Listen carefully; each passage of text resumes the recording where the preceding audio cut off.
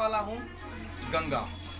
गंगा कहाँ से निकलती है और गंगा का निर्माण कैसे होता है, गंगा जहाँ से निकलती है उसका नाम क्या होता है। ठीक है, तो मैं बताने वाला हूँ कि गंगा जहाँ से निकलती है उसको वहाँ पे गंगा नहीं बल्कि भागीरथी कहा जाता है। ठीक है, तो पहले लेते हैं अलकनंदा नदी।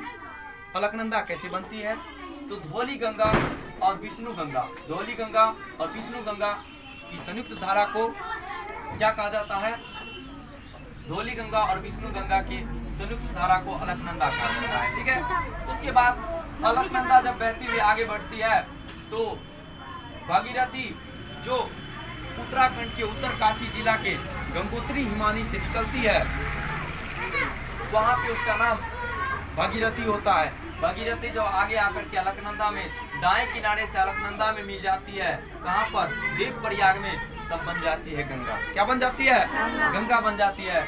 गंगा पहली बार उत्तराखंड के हरिद्वार क्षेत्र में प्रवेश करती है और हरिद्वार क्षेत्र बहते हुए उत्तर प्रदेश में प्रवेश करती है, तब वो गंगा रहती है। पूरे उत्तर प्रदेश होते हुए बिहार के बक्सर में प्रवेश करती है और बिहार के बक्सर में प्रवेश करके बिहार के 12 जिले से होकर के प्रवाहित होती है और कटिहार के मनिहारी से होकर के गंगा बाहर निकल जाती है। फिर पश्चिम बंगाल में प्रवेश कर जाती है, पश्चिम बंगाल होते हुए बांग्लादेश में प्रवेश कर जाती है।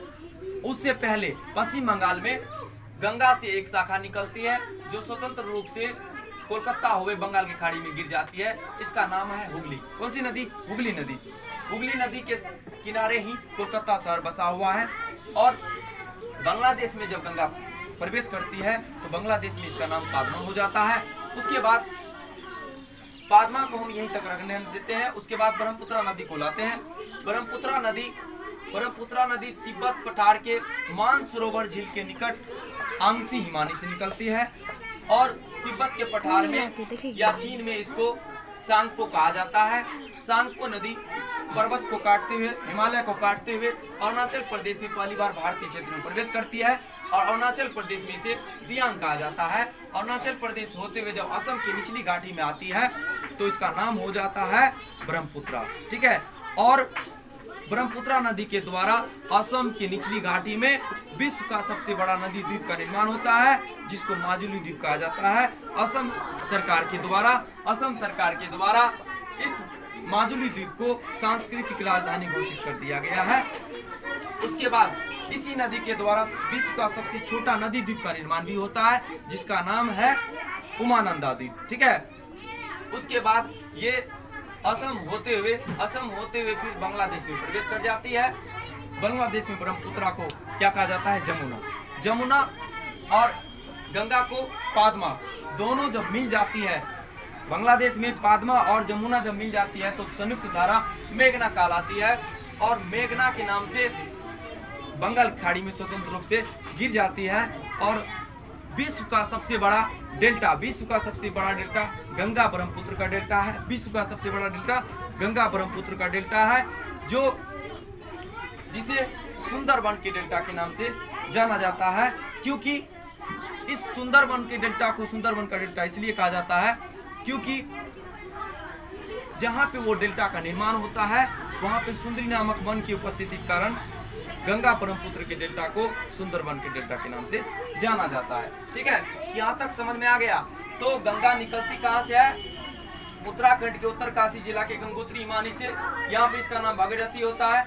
जब देवप्रयाग में आकर के, देवों की नगरी देवप्रयाग में आकर के अलकनंदा में मिल जाती है तो ये संयुक्त धारा इसकी गंगा कहलाती है। गंगा पहली बार हरिद्वार क्षेत्र में प्रवेश करती है और उत्तर प्रदेश होते हुए बिहार में प्रवेश करती है बक्सर जिला से।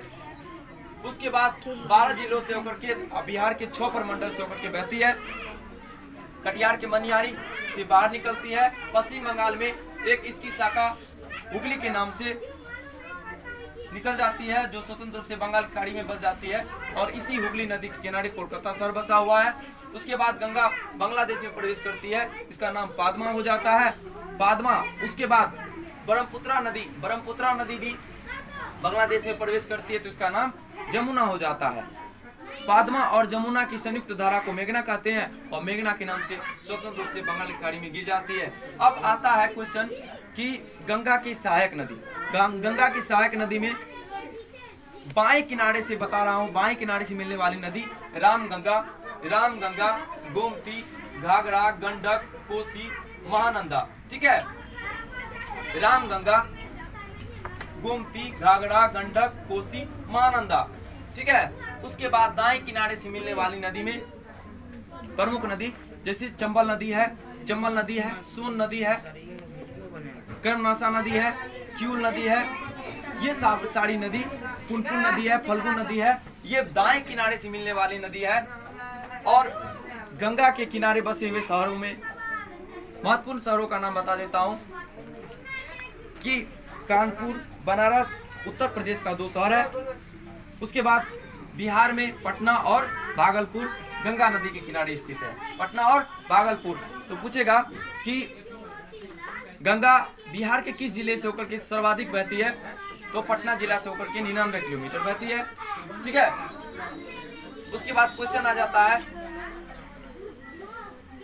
कि गंगा की सबसे बड़ी सहायक नदी कौन सी है।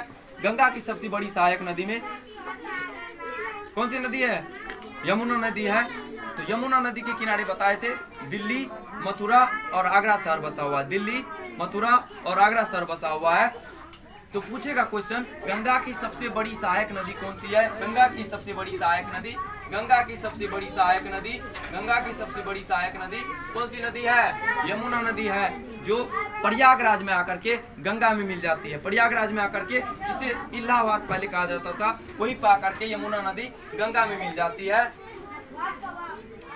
कहाँ पे, प्रयागराज में। ठीक है।